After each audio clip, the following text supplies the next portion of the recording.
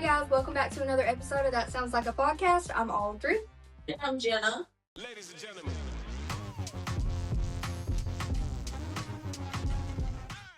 Okay guys, let's get into it. On last week's episode, we started a deep dive on Amanda Bynes. We covered her whole early childhood, going into her Nickelodeon career and all the things in between that led to her infamous crash out of 2012 through 2014. At the point of the story where we are now, Amanda was just entered into her conservatorship, and now she's being introduced to a man named Sam Lufty.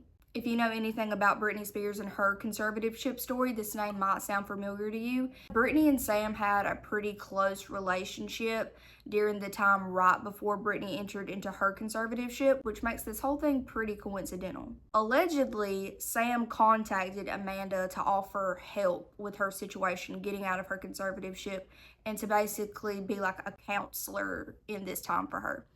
But Sam's true intentions are speculated. On one side of the story, Sam was placed in Amanda's life by her parents as a way to control her further and be somewhat of a handler to her, which is also rumored in Britney Spears' life.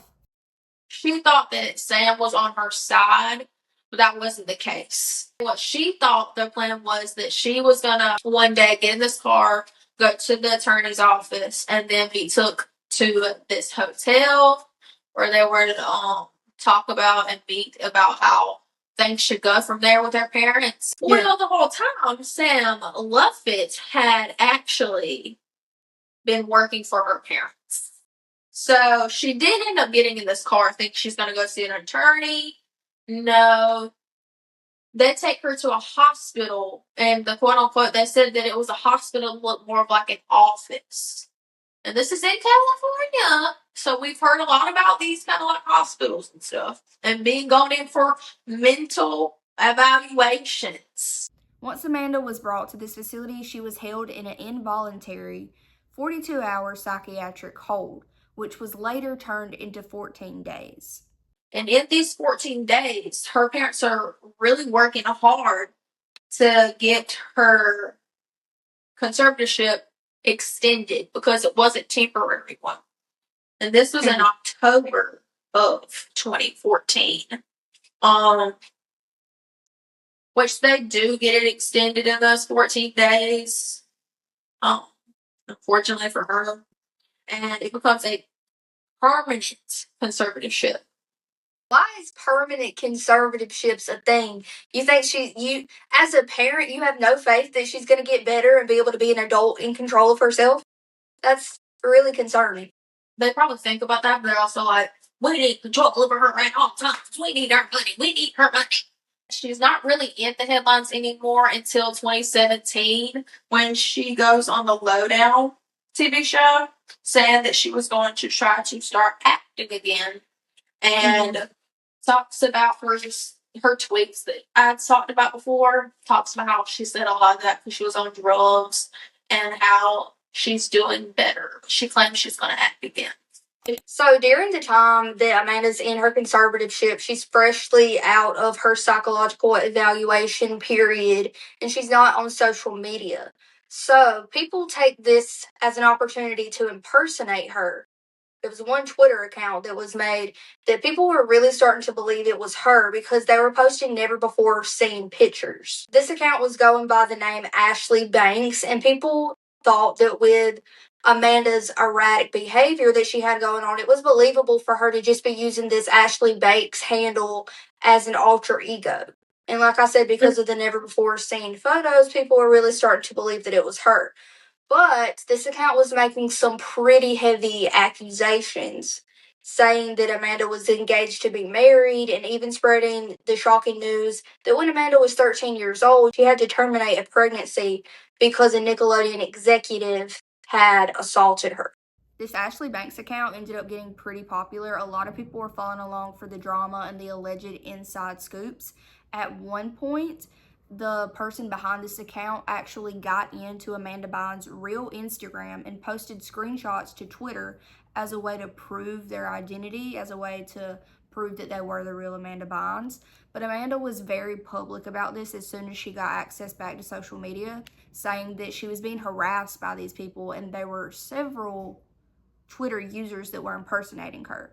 At one point, she even tweeted at Twitter telling them about this and wanting them to remove these accounts. Twitter ended up siding with the Ashley Banks account, saying that it was just a parody and like get over it, basically, like they're not doing anything wrong, which really sparked something in Amanda's legal team because they were like, y'all are making a mockery of a mental health crisis that's going on with her. So I thought that was really messed up of Twitter. Like, just take down the account. We know that it's not her. Like, she's asking you to take down somebody that's impersonating her. That's messed up.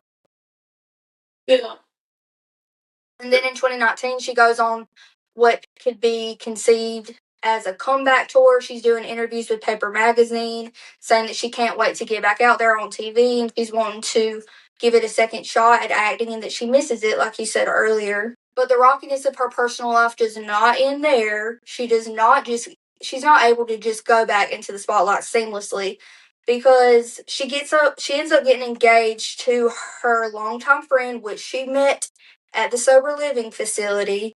His name is Paul, and they announced their engagement in February and then later called it off. Like, they're engaged, called it off.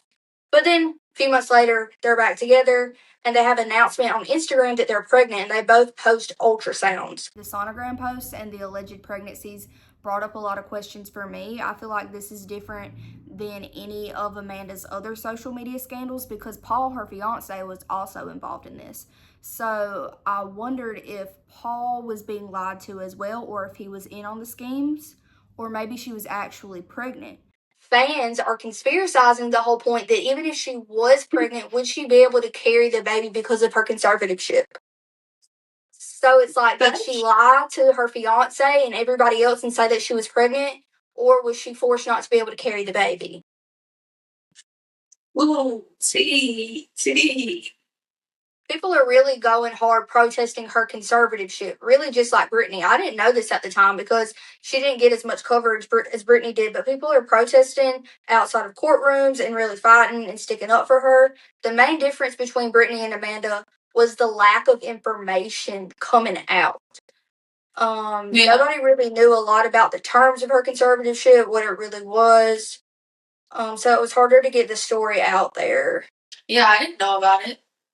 Amanda herself didn't become public about it until 2022. She posted a video to Instagram letting her fans know that she wanted to be out of the situation. She said her court date was 2 weeks from then, and she was basically calling her fans out to like continue to speak out about it, continue to show up for her and stuff because she wasn't happy with her situation. And unlike Britney Spears, she was released in March of 2022. So what was supposed to be a permanent conservatorship was not allowed to happen. Because, I guess because she was like making these life decisions, like she was sober, there's no reason for you to have control over her like this. Yeah, she's entering into a marriage, supposedly. Like, she's making these different life decisions. There's no reason for them to control her anymore, thank God. And it's a little different now, too, because she's also, like, confessing up to, like, stuff that she did before was wrong and, like, admitting that. And, like, that's the whole part of, like, recovery. It's, like, the first thing is to admit the stuff that you did was wrong. Yeah, but she honestly doesn't really... Like, it's honestly a miracle that she got out of this when she did because she continues to just make super weird decisions and she's public about it now because she's making these Instagram videos all the time. Paul told me that he stopped taking his medications. I looked at his phone and he was looking at mom and son. He vandalized his mom's home. He broke all of her pictures and put salmon under her bed. His behavior is alarming and I'm afraid of what he'll do. I forgot to mention, I found Paul's stash of crack cocaine. He's been using for the past 6 months. He needs serious help. And then, in true Amanda fashion, she comes back a few days denying everything that she said and said that it wasn't true and that he had actually been 2 weeks sober at the point that she posted that video. Correction. Paul looked up MILFs.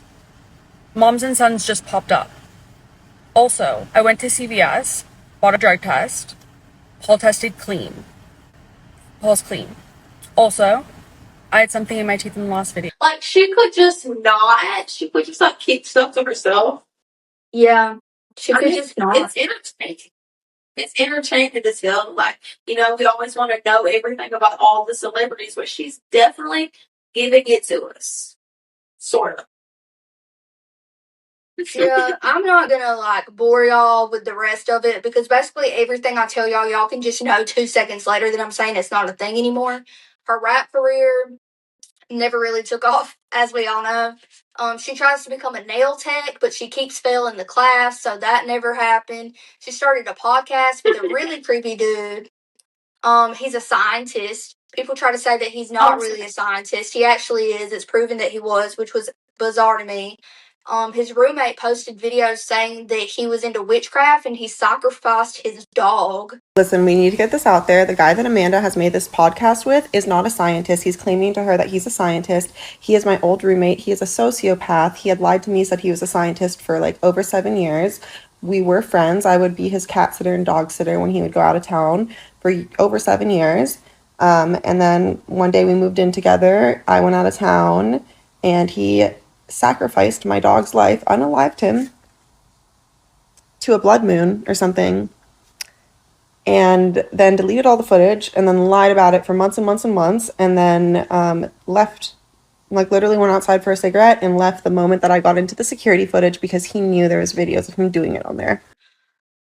Didn't know about that one. Yeah, but the main part of that story is that the podcast never took off because after the first episode, she was basically pitching a fit because she couldn't get the guests that she wanted. She said she wanted either Jack Harlow, Drake, or Post Malone. She wasn't able to get those guests, so she called the whole thing off. I forgot to even mention the one reason why she wanted Drake is because one of the tweets she had said when she first got on Twitter was, "Drake, can you murder my..." Wow. She. Wow. Yeah, it makes sense now. I guess I'm going to segue this back to the Nickelodeon days by saying that Amanda has kind of always been the drama. So there was this really credible, honestly, reporter named N.T. Lawyer in the early 2000s. He ran a blog called Crazy Days and Nights. It was a blog and a podcast, which is now canceled. And I say he was credible because a lot of times what he was saying ended up being true. So during the time of the tabloids and all the crazy news and the rumors and stuff, people looked to this guy. People were listening to what he had to say. And he was actually the first person to report Jamie Lynn's pregnancy in 2007. But why this matters to us, not only because it's Nickelodeon, it's the source of where he got his information from. In one of NT Lawyer's podcast posts, he comes out and talks about a blind item that he made in 2007 about Jamie Lynn Spears' pregnancies. At the time when he is posting these gossip columns, they're anonymous. Nobody knew who was giving him the information about Nickelodeon and Jamie and everything that was going on. But once he comes out with this podcast, he tells everybody that he got this information from Amanda Bynes. She didn't know it at the time that she was being coerced into telling the story, but allegedly, according to Lawyer, it was Amanda Bynes who told him that Jamie Lynn was pregnant. She actually gave a lot of insight. The most heartbreaking and shocking part of this blind item being that Jamie Lynn was actually impregnated by one of the executive producers at Nickelodeon, not her boyfriend, which was what was pawned off to the public. She also gives insight about the environment of the set during this time. The higher up people at Nickelodeon weren't pushing for Jamie Lynn to get a test, even though people working closer with her day to day on the set saw the changes in her body and knew that something was probably up. But Jamie Lynn just said that she was gaining weight. And these people that were pushing the test on her, their bosses, were like, okay, that's what we're going to go with. Until eventually, it's inevitable, it was going to have to come out. But NT Lawyer was the first to report on this. So this story ends up doing really good for Lawyer. And other outlets like Star News start covering the story. Normally, this is something he would be really mad about, people stealing his work and stuff. But he was really passionate about Nickelodeon being held responsible for what they've done and being responsible for the people that they hired to work for them. but lawyer's very interested in this side of the industry now, and he continues to interview people from Nickelodeon. So in this other blind item that came out from an anonymous source, they said that Jamie Lee Spears was not the only person that a producer had a thing with. They allude that this happened a lot with people that would just come on shows and have smaller parts and have supporting roles. They said that these advances would happen more often with people like that. But there was one very big exception where another star, even bigger than Jamie Lee Spears, they said, was impregnated by a producer.